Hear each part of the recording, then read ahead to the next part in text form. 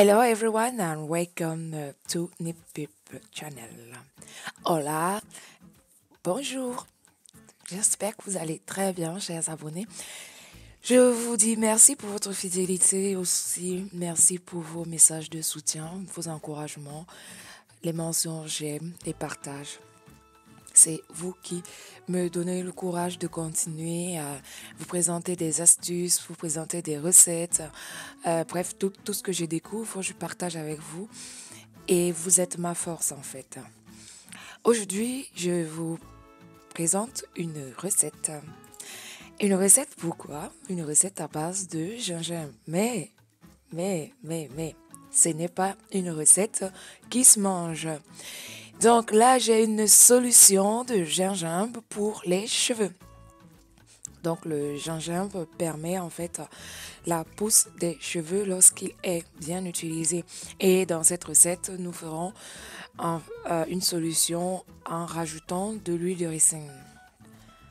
Le gingembre, vous connaissez tous, est une épice. En appliquant une préparation de gingembre sur les cheveux et le cuir capillaire, l'afflux et l'échange sanguin vont être amplifiés au niveau du bulbe capillaire, ce qui va en fait renforcer le cheveu. Ça, je parie que vous ne le saviez pas. Bon, j'avoue que je ne le savais pas non plus avant de tomber sur un article qui parlait de ça. Et ceci va prévenir la chute du cheveu et stimuler sa repousse.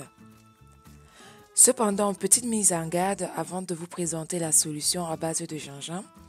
Si vous souffrez de manière générale de sensibilité ou de n'importe quelle affection affectant le cuir chevelu, vous devez vous abstenir d'appliquer cette solution pour la repousse de vos cheveux. Donc, si vous avez par exemple des problèmes de dermatologie, d'eczéma, moi je vous conseille de contacter d'abord votre médecin avant d'utiliser le gingembre parce qu'en fait, lorsqu'il est mal utilisé, le gingembre peut avoir des effets très néfastes pour notre santé. Donc, c'est également le cas pour ceux qui souffrent des pellicules. Donc, si vous avez des pellicules, abstenez-vous de mettre le gingembre, donc d'utiliser une solution à base de gingembre, car le gingembre pourrait accentuer votre problème. Maintenant, on va regarder comment agit le gingembre. Le gingembre possède une action légèrement irritante et chauffante qui va entraîner une réaction de l'organisme et ainsi augmenter l'afflux et l'échange sanguin. Pourquoi je parle ici d'échange sanguin? L'échange sanguin est important parce qu'une mauvaise microcirculation sanguine peut ralentir la pousse de cheveux. Car c'est le flux sanguin qui amène tous les nutriments nécessaires au bulbe. Donc là, on parle de fibres capillaires. Ce qui va créer la kératine qui est à l'origine du cheveu. Et au-delà de son effet sur la stimulation de la pousse des cheveux, le gingembre va nourrir les cheveux et redonner aux cheveux brillance et santé pour les chevelus ternes et fatigués. Donc, si vous souffrez de chute de cheveux, si vous avez des cheveux qui sont tout le temps ternes, cette solution est pour vous. Regardons tout de suite maintenant la préparation. C'est très simple. Pour la préparation, il faut extraire le jus des racines fraîches de gingembre. Donc, soit vous utilisez un blender ou un mixeur. Attention, il faut rajouter un tout petit peu d'eau pour éviter de griller votre mixeur ou bien votre blender. Mais ne pas trop en rajouter parce que ici, ce qu'on recherche, c'est d'avoir une pâte et pas un liquide. Parce que si vous avez le liquide, quand vous allez appliquer sur vos cheveux, ça va couler. Et sachez très bien que comme le gingembre a l'effet chauffant, ça pique. Donc, évitez le contact avec les yeux. Parce que c'est comme le piment. Je ne sais pas si vous avez déjà mangé le gingembre. Ça chauffe, hein, pour de vrai. Et ça donne un effet de bouffée de chaleur. C'est très bien pour l'organisme, mais il faut savoir l'utiliser. Ensuite, il faut ajouter quelques gouttes d'huile de ricin et appliquer le mélange sur les cheveux et le cuir chevelu. Massez pour bien répartir la solution sur les cheveux.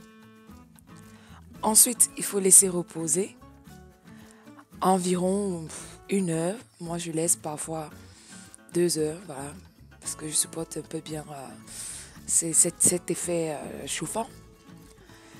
Et ensuite, vous pouvez rincer avec soit de l'eau simple. Si vous avez bien tamisé à la base et que vous avez juste eu le jus, vous rincez et vous séchez vos cheveux. Généralement, pour ceux qui ont des cheveux naturels, les cheveux afro ou des mapis comme les miens, il ne faut pas sécher au sèche-cheveux. Il faut laisser les cheveux sécher naturellement. Ensuite, vous utiliserez le mi-senti. Je présenterai dans une autre vidéo comment agir le mi-senti et pourquoi l'utiliser. Et c'est bien fait également pour les cheveux. Ça, c'est toutes les astuces que j'utilise pour avoir des cheveux brillants, super et soyeux. Donc, je vous dis de me rejoindre dans une autre vidéo pour la présentation de ce produit. Maintenant, lorsque vous avez fait cette solution, vous pouvez réitérer plusieurs fois, mais il ne faut pas dépasser, disons, 4-5 fois à l'année, parce que le gingembre est bien, comme je vous l'ai dit tantôt, mais il pourrait fragiliser les racines s'il est utilisé en grande quantité et trop souvent.